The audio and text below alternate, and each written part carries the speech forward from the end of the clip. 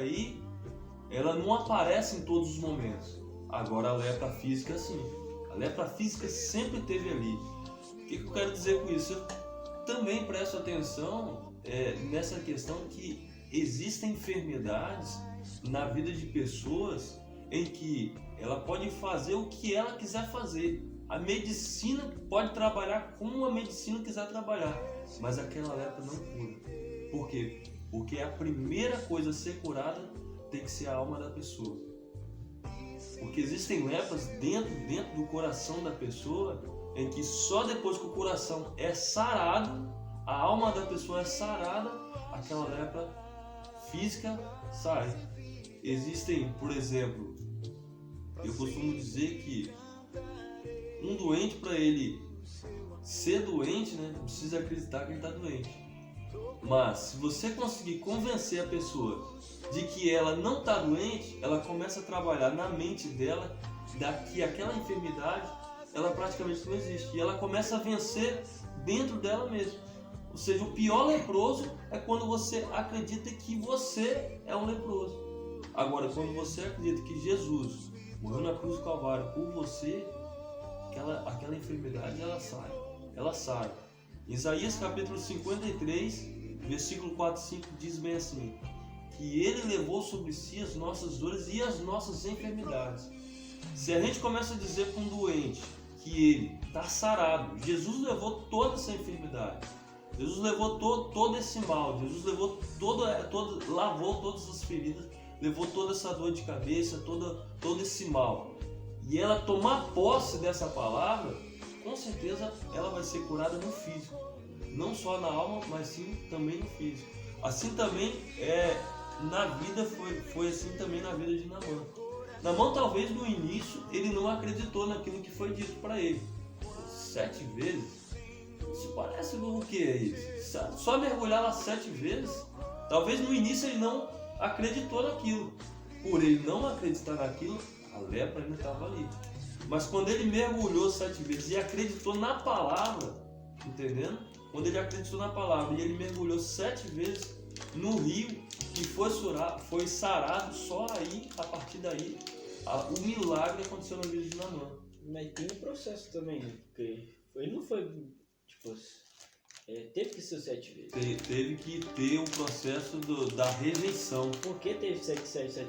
Porque, tipo, não custava pra ele mergulhar. Mas também não custava pra ele acreditar. Não custava pra ele acreditar. Por que não custava pra ele acreditar? Porque até então era um mandamento de um profeta na qual ele não acreditava, ele não conhecia Deus, ele não conhecia os acontecimentos. Não era uma pessoa que seguia já esse pensamento. Diferente por uma Ele pessoa. era alguém que ouviu dizer, né? É uma pessoa que ouviu dizer de uma pessoa, de uma serva que diz, e tipo assim, pra ele era como se fosse um curandeiro. Vamos botar assim, tá? Ele olhava, tem uma pessoa, se um profeta lá da minha região conhece, ele poderia curar o meu senhor. Então pra ele achava que era um curandeiro. Ele ia chegar lá, o cara ia, me cura aqui. Aí o cara simplesmente fala desse pouco, o cara nem me recebe, me manda pra eu mergulhar 7 vezes no Rio Jordão, no rio mais sujo que tem. Que tipo de curandeiro é esse aí? Entendeu? Porque pra ele era tratado dessa maneira, ele não tinha conhecimento de como era o agir de Deus.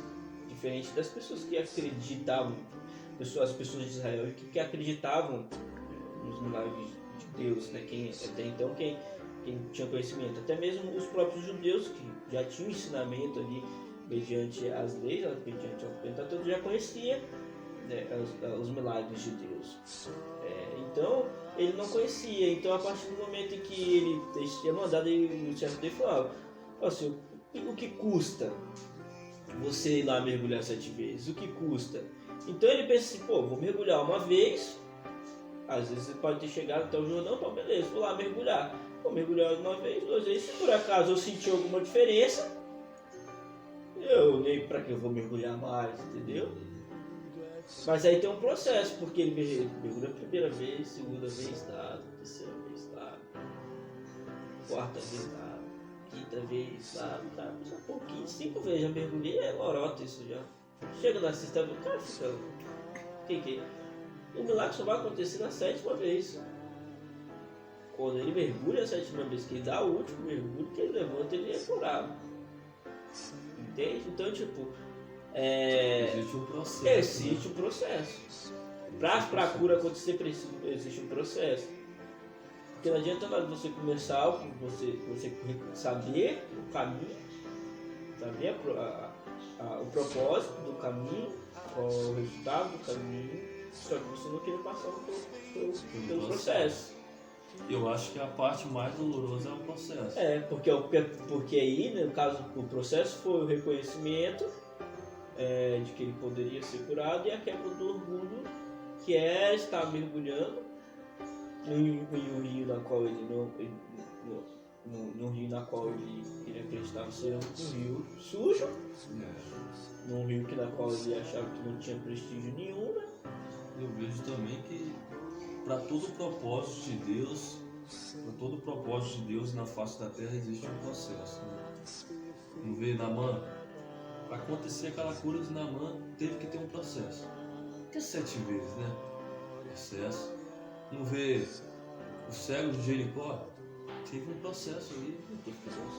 Não vê Jesus na cruz do Calvário? Ele teve que ter um processo de caminhada com a cruz nas suas costas para poder trazer salvação ao povo. Processo. Existem pessoas que querem a cura, mas não querem o processo. Existem pessoas que querem mergulhar, mas não querem o milagre.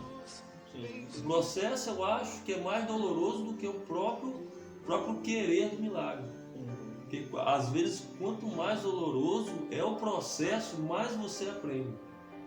Quanto mais doloroso é o caminho, mais espinhoso é o caminho, mas mais você aprende. Existe um ditado que diz que a gente pode até errar, a gente pode até ser ferido, né? Com uma má notícia, com algum acontecimento, né? A gente é ferido com aquilo ali, a gente é machucado com aquilo ali, mas às vezes a gente aprende com o processo do erro, às vezes a gente aprende com o processo dolorido, a gente aprende com o processo, até mesmo com o processo da dor, né? Com o processo da perca, mas passar por esse processo vai nos fazer chegar a algum lugar chamado propósito de Deus.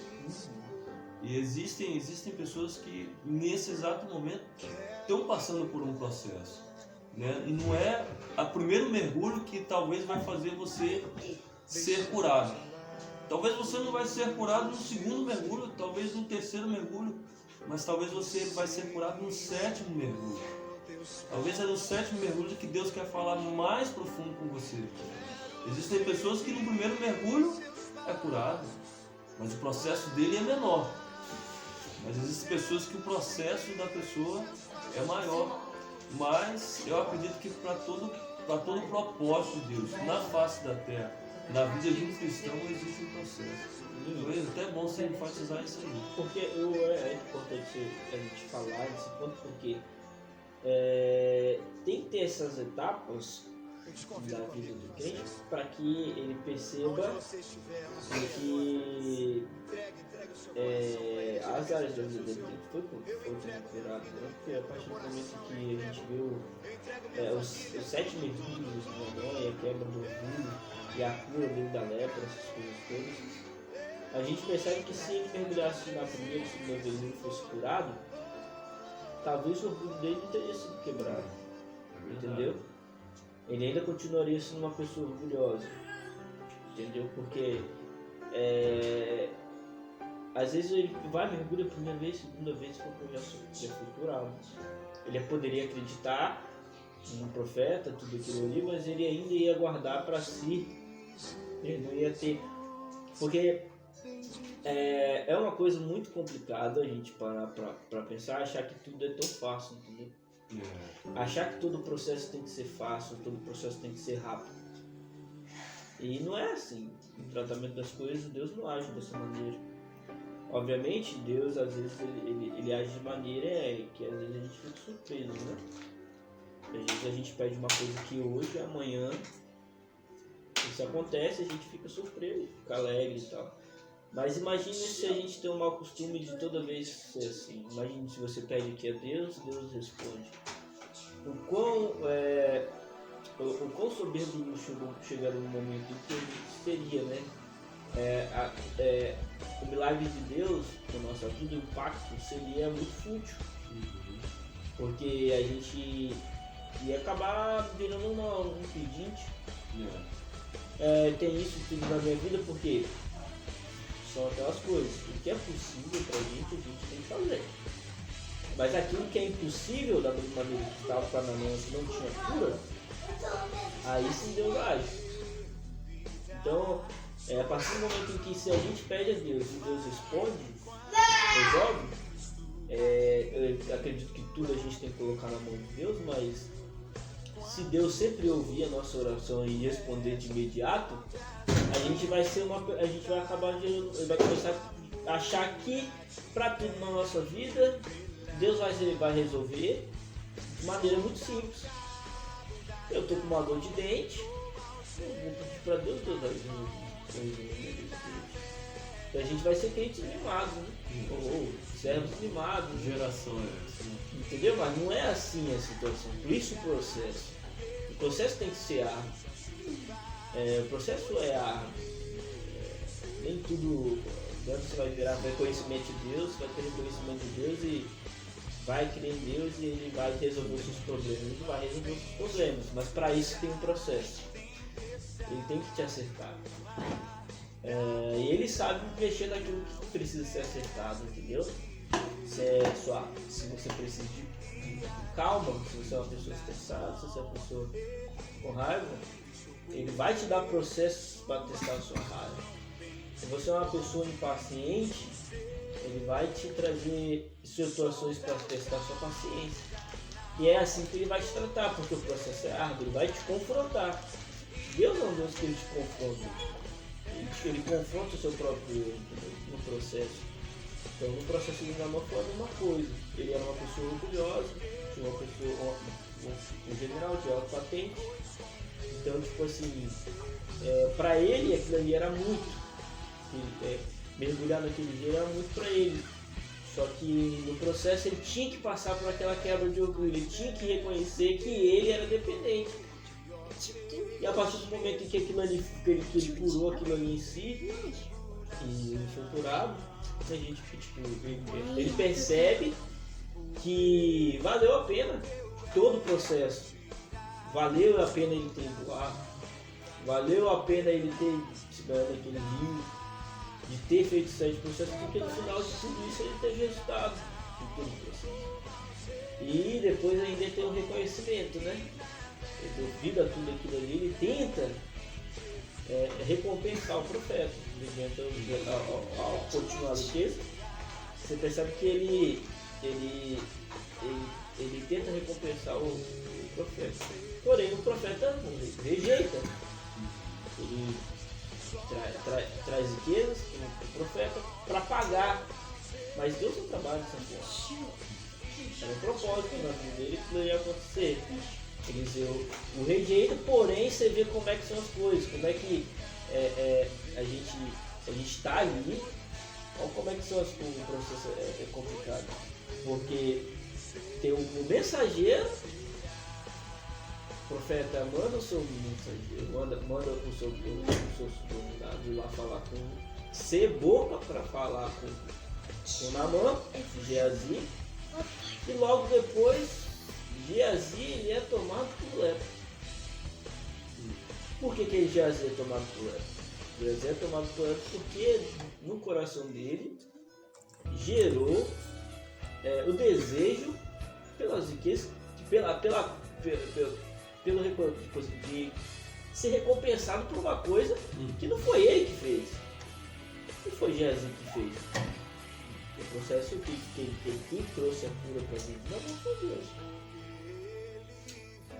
Entendeu? Então, a partir do momento em que ele traz isso aqui, não é o papel dele receber aquela recompensa. Eliseu, que era o Eliseu que foi o que mandou ele se banhar 7 vezes, não recebeu e ele quis receber. achando que tinha direito daquilo. Aí eu não tinha direito daquilo. E Deus também é Deus justo. A partir do momento que o amaldiçoou com uma lepra também. Então eu imagino como é que será o processo de Jesus para tudo isso daí. E uma pessoa que tem conhecimento de Deus. Qual seria o processo para Jesus conseguir a sua cura e se ele conseguisse a cura? A gente conheceu o processo de Naamã, né? Agora o processo de Jesus. O que precisa ser quebrado na vida de Jesus para que ele pudesse, sei lá. A gente não tem conhecimento, não tem no texto, não tem na Bíblia, mas qual será o processo de Jesus para talvez encontrar o perdão de Deus? E qual seria o processo de Jesus para talvez conseguir a cura ou ter uma quebra, tipo assim, um perdão para chegar mais perto de Deus novamente? Então isso é assunto para um próximo podcast, né? Eu não posso. É o próximo podcast, né? Porque É curioso. É curioso, com certeza. E, realmente, né? A gente conheceu a vida de Naamã. O orgulho e a lepra física, né? Lepra espiritual e a lepra física material, né? Qual era então a cura de Geazi, né? Sendo que ele pegou a mesma lepra de Naamã, né? No processo, qual foi um processo doloroso, o processo de cura de Geazi? Se ele tivesse, não vou botar assim, uma situação hipótese, né? Porque a gente nem sabe o que aconteceu com ele. O que aconteceu com o Geazi a partir disso. A gente não sabe o que aconteceu com o Geazi a partir disso, né? Porém, a gente fica imaginando, a gente fica pensando o que possa fazer com que o Geazi volte a ser muito. É uma coisa, é um outro processo, não é o mesmo processo que Naamã, né? Tipo assim, pra ver que pra cada um Deus age de uma maneira. Será que poderia muito bem Geazi chegar e imaginar